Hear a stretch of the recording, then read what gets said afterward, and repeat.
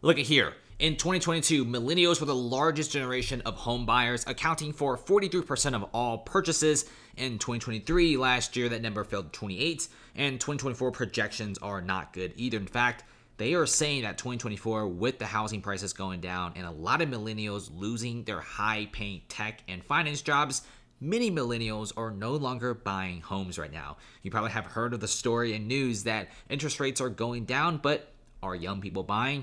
Absolutely not. Especially some of these massive tech cities. We're getting huge price corrections like San Francisco, Oakland, Chicago.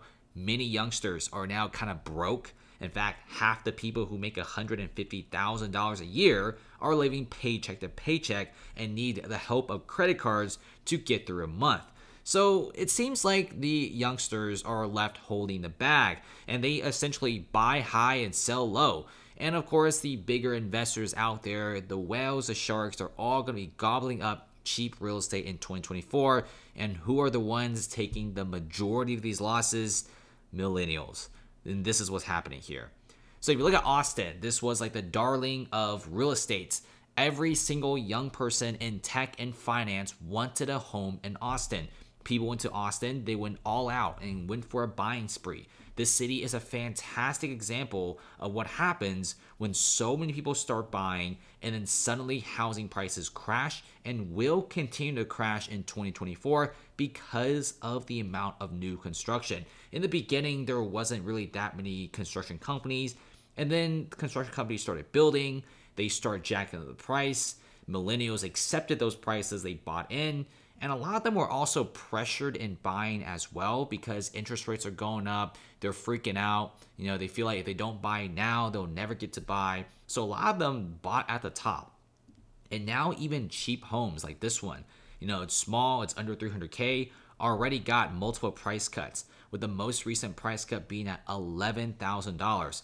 And seriously, it's probably some guy in tech in his late 20s or early 30s probably bought this home thinking it was a great investment. Now they get laid off and they need to sell this home, but nobody wants it, so they got to sell it for a very cheap price, taking a massive loss, and nobody's having a good day. And this is exactly what's happening here. Places like Austin, they overbuilt. In fact, they built so many homes that prices crashed about 10%. This is the same exact thing that we're seeing in places like Chicago and even South Florida, where so many young people, young home buyers, went into the market and now they got clapped. And check this out, it doesn't get any better when your property tax bill is going up. Now, this is one of the biggest reasons why multifamily properties that we see on LoopNet.com and Zillow, a lot of these landlords, they cannot pay the bills because property taxes are so freaking high. HOA is at an all-time high. If you look into the home insurance sector, it is incredibly high as well. So with all these expenses going up, you have people during the pandemic who bought like 3 houses, they rented them out, and sure, some of them probably have them all filled up with tenants, but because the property bill tax is up, interest rates are up, HOA fees and even utilities are up, they're not making that much money, and they're forced to sell a lot of their investment properties at dirt cheap prices. And this is exactly what we're seeing here. Not to mention, we also have a lot of realtors back then who basically, like, I wouldn't really say pressure people to buy, but they pretty much edge a lot of these younger buyers to go into the housing market, despite the housing market was just so high and so bubbly. I mean, seriously, guys, imagine you bought a home in Austin like this one.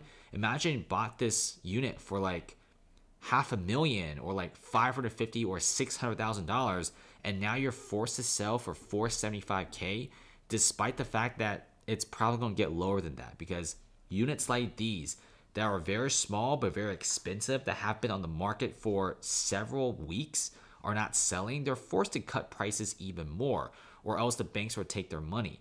And this is what we're seeing here. We're seeing a lot of the millennials holding the bag. And guess who's going to profit off of this? You know, the big investors who's going to swoop in 2024 and cop some of these houses at super cheap prices. Whereas a lot of these guys, you know, bought it at the top. Like 2022 was literally the top of real estate. Like people were literally spending like what? Like $500,000 for like a 1-bed condo in like the bad side of San Francisco, and now those condos are like 400K, 390K. We're seeing, New York City, same exact thing. People spending millions of dollars on condos and they're cheap. Same thing in Austin. People spent like 700K for a new construction home, and now it's only worth like $550,000. They're taking like 6-digit losses right now, and some even 7-digit losses across several homes. Thanks for watching, guys. Comment below. Check out the private Discord server, 7-day free trial. And we're trading live every single day. Check us out. Our profits are honestly pretty juicy.